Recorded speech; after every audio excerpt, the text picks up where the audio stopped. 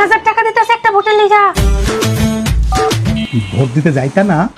যাইতাম না মানে কি, এটা আমার দায়িত্ব, ভোটটা আমি দিবই। শুনলাম বাজারে নাকি এবার মেলা ভোটের দাম উঠছে, আমিও তো এটাই শুনলাম।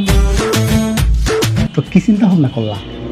চিন্তার করার কি আছে, একটা ভোটের লিগা 3000 টাকা, তুমি আর আমি মিললে 6000 পাবো।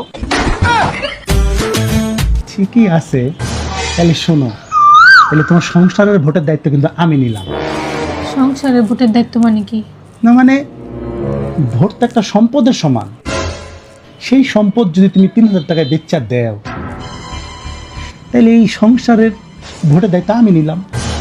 তুমি যদি তোমার নীতি আদর্শ বিসর্জন দিয়া তোমার সম্পদ 3000 টাকায় বেচতে পারো, তাহলে তোমার সংসারের ভোটের দায়িত্ব আমি নিয়ে তোমার সম্পদ বিক্রি করব, আর সবার আগে তোমার ঠ্যাকঠেরি মোবাইলটা বেচবো। না, আমার মোবাইল বেচবো। বেচবো না কেন? তোমার সম্পদ তুমি সস্তায় মানুষের কাছে বেচে দিতেছো, তাহলে এই সংসারের সব সম্পত্তি তো আমার, তাহলে আমি বেচতে সমস্যাটা কি? তোর মোবাইলটা সবার আগে বেচবো, মন রাইস। আসলে তো ভোটটা আমাদের একটা সম্পদ, তাহলে তো সস্তায় আমার সম্পদটা আমি বেচবো কি লিগা? আমার নিজের ভোট আমি দিব, আমার যারে খুশি আমি তারে দিব, যে যোগ্য আমি তারে দিব। এবার লাইনে আইছো তুমি, এটাই কথা। ভোট মানে একটা শান্তি, ভোট মানে একটা সুখ, পরেই ভোট দিমু যারা দিয়ে শান্তিতে থাকুন। কিন্তু তোমার তো এই বাড়ির ভোট দিয়ে আমার বাপ মা লইছি, আমি তো লইছি না, আমার একটা সুযোগ দেওয়া দরকার আছে।